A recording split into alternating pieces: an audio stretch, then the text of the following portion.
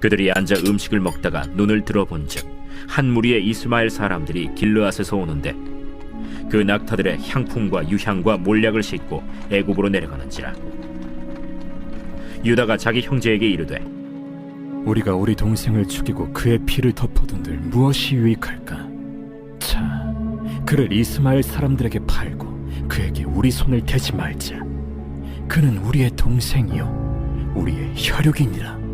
하매 그의 형제들이 청종하였더라. 그때 미디안 사람 상인들이 지나가고 있는지라 형들이 요셉을 구덩이에서 끌어올리고 은 20에 그를 이스마엘 사람들에게 팔매 그 상인들이 요셉을 데리고 애굽으로 갔더라. 르우벤이 돌아와 구덩이에 이르러 본즉 거기 요셉이 없는지라 옷을 찢고 아우들에게로 되돌아와서 이르되 아이가 없도다. 나는 어디로 갈까? 그들이 요셉의 옷을 가져다가 순념소를 죽여 그 옷을 피에 적시고 그의 채색 옷을 보내어 그의 아버지에게로 가지고 가서 이르기를 우리가 이것을 발견하였으니 아버지 아들의 옷인가 보소서. 내 아들의 옷이라. 악한 짐승이 그를 잡아먹었도다. 요셉이 분명히 찢겼도다. 하고 자기 옷을 찢고 굵은 배로 허리를 묶고 오래도록 그의 아들을 위하여 애통하니 그의 모든 자녀가 위로하되 그가 그 위로를 받지 아니하여 이르되 내가 슬퍼하며 서울로 내려가 아들에게로 가리라 하고 그의 아버지가 그를 위하여 울었더라. 그 미디안 사람들은 그를 애굽에서 바로의 신하 친위대장 보디발에게 팔았더라. 오늘 구절을 보시면은요, 이제 요셉이 결국 형들에 의해서 채색 옷이 벗겨지고 구덩이에 빠지는 그런 장면들이 나오고 있죠. 이 채색 옷을 벗기는 이유는 이게 형들한테 너무 눈엣 가시였기 때문에 그렇습니다. 이 채색 옷이라는 것은 쉽게 말하면은 장자다, 리더다, 뭐 이런 표시죠. 그래서 이 채색 옷 이것만큼은 형들이 도저히 견딜 수가 없었던 거예요. 자, 그래서 이 채색 옷을 찢고 제거하고 푼 마음이 있었던 것이고, 그래서 바로 이 순간 채색 옷을 벗겨버리는 것이죠. 이게 여러분 세상의 방식이고 이게 바로 세상에서 우리가 겪는 현실입니다. 이 현실을 무시하면 안 됩니다. 그래서 우리가 거꾸로 생각하면 여러분들 중에 채색 옷을 입고 있다. 그렇다면 굉장히 조심해야 되는 거예요. 왜냐하면 세상의 방식은 이 채색 옷을 벗기고 싶어 하기 때문에 그렇습니다. 그리고 입을 수 있더라도 자제를 해야 되는 것이죠. 왜냐하면 우리가 이 채색 옷을 벗기고 싶어 하는 사람들과 더불어 살아야 하는 세상이기 때문에 그런 지혜가 필요한 것이죠. 자, 그런 어떤 모습들 가운데 구덩이에 빠져 있는 것이 바로 오늘 본문의 모습인데요. 이 구덩이라는 것은 빠지면 고립되는 거예요. 물을 비롯해서 뭐 모든 자원들이 단절돼 버리는 것이죠. 이제 답이 없어지는 것이죠. 무기력해지는 것이고 죽음의 기운이 덮쳐서 불안해하는 곳입니다.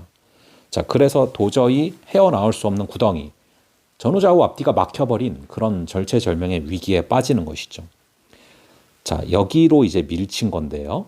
사실 예레미야 선지자 같은 경우도 옳은 말씀을 제대로 전했지만 구덩이에 빠지는 그런 모습들이 나옵니다. 자, 그래서 이런 구덩이 가운데서 고생하고 힘들어하고 있는 그 요셉을 바라보는데요. 중요한 것은 오늘 25절에 보면은 형들은 앉아서 음식을 먹고 있어요. 자, 동생을 구덩이에 던져놓고 전후좌우 앞뒤로 가지도 못하고 어떻게 하지 못하는 그 상황 가운데 빠뜨려 놓고 아무렇지 않게 음식을 먹고 있죠. 이게 참 이해가 안 되는 그런 부분들이죠. 형들의 어떤 잔인함이라고 볼 수도 있는데요. 자, 근데 형들이 이런 일을 저지른 뒤에 그럼 이게 무슨 섭리가 있는가? 여기서 하나님은 무슨 일을 하고 계시는가? 이것을 우리가 생각해 볼 필요가 있습니다. 여기서 어떤 사람들은 너무나 쉽게 형들이 이렇게 구덩이에 빠뜨리지 않고 형들이 안 팔았다면은 요셉이 어떻게 애굽에 갔겠냐 이러면서 이 구덩이에 빠뜨린 것을 합리화하는 경우도 있을 수 있습니다. 하지만 여러분 그렇지 않습니다. 굳이 이렇게 하지 않아도 하나님의 예정이고 섭리이기 때문에 요셉은 분명히 애굽으로 가도록 하십니다. 여러 길이 있어요. 이 방법만 있는 게 아닙니다. 자, 그러나 중요한 것은 그런 과정 가운데 굳이 내가 이 뜻을 이룬다고 악역을 맡을 필요가 없는 거예요. 여러분, 이 가룟 유다가 예수님을 십자가에 못 박는 데 있어서 결정적인 역할을 하는데, 그러지 않아도 우리 주님은 십자가에 못 박히셨는데, 이 가룟 유다가 그 역할을 감당하게 돼서, 악역을 감당하게 돼서 이게 얼마나 안타까운 일입니까? 자, 그런 부분들을 우리가 생각해 보게 됩니다. 자, 그래서 형들은 요셉만 없애면은 이제 다 해결될 거라고 생각을 했어요. 구덩이에 던져버리고 이렇게 눈의 가시를 제거해버리면은 그만이다 생각을 했지만, 여러분 그렇지 않죠. 그 후 오히려 굉장히 복잡하게 이 내면이 힘들어지고 평생 힘들어하는 이유가 돼버려요.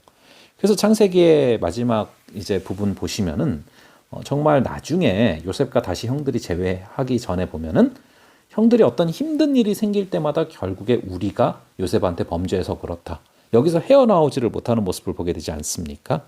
자, 이게 이제 어떤 우리의 삶의 패턴들이라는 것이죠. 그래서 여러분 거꾸로 생각하면, 또 요셉의 입장에서 생각해 보면은 구덩이에 던져졌다고 해서 끝난 게 아닙니다. 구덩이에 던져져서 이제는 다 앞길이 막혀버린 것 같고 어떤 것도 보이지 않는 상황 가운데 있는 것 같은 그런 어둠 속에 있을 수 있지만, 사실 구덩이야말로 하나님을 바라보지 않고는 도저히 길이 안 보이는 그런 곳이죠. 구덩이에서는 위밖에 볼 수 없잖아요. 이미 갇혀버린 거니까. 근데 요셉의 인생은 오히려 구덩이에서부터 시작이 된다는 것입니다. 하나님이 새롭게 일을 시작하실 수 있는 곳이 바로 구덩이입니다. 그래서 이 요셉의 꿈은 역설적으로 그렇게 요셉을 사랑한 아버지 야곱의 집에서 시작된 게 아니라 구덩이에서부터 그 꿈은 시작됐다라는 것입니다. 그러므로 구덩이는 새로운 출발점이 될 수 있는 곳이기 때문에 절대로 여러분 구덩이 가운데 있을 때 낙심하지 마시기 바랍니다. 우리의 신앙이 정금같이 나올 수 있는 곳이 바로 구덩이입니다. 그리고 연단받는 출발점이 바로 구덩이죠. 이 선하신 하나님께서 악한 사람들 사이에서 하나님의 사람들의 길을 만드시는 방식이라는 것입니다. 그러므로 여러분, 우리가 구덩이 가운데 있는 순간들이 있을지라도 하나님께서 주시는 그런 마음 가운데 힘차게 걸어갈 수 있기를 바랍니다.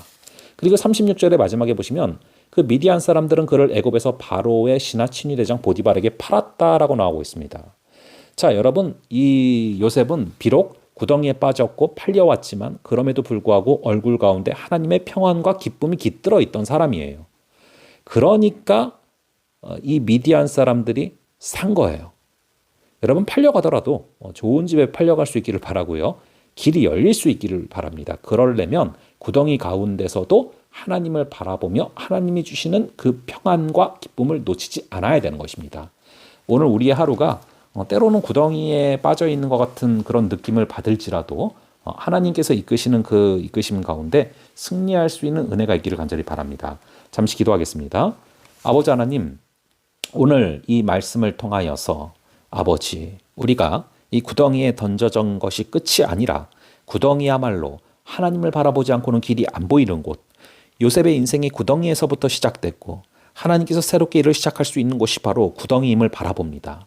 아버지, 이 아버지의 집이 아니라, 즉 야곱의 집이 아니라 구덩이에서부터 모든 새로운 출발점을 일으켜 가시는 것을 바라보며, 아버지, 때로는 우리가 이 구덩이에 빠져 있는 것 같은 순간들이 있을지라도 낙심하지 말게 하시고 그 가운데 정금같이 나오게 하시고, 특별히 그 가운데서도 주님이 주신 기쁨과 평안을 잃지 않고 하나님께서 그 구덩이에서 하나님께서 이끌어 가시는 길에 있어서 정말로 하나님이 적합한 곳으로 우리를 이끄시도록 우리가 주님 주신 평안과 기쁨을 놓치지 않고 살아가는 하루하루 되게 하여 주시옵소서. 주님께서 우리를 붙들어 주실 줄을 믿사오며 이 모든 말씀 우리 주 예수 그리스도의 이름으로 기도합니다. 아멘. 예, 그럼 또 다음번에 뵙도록 하겠습니다.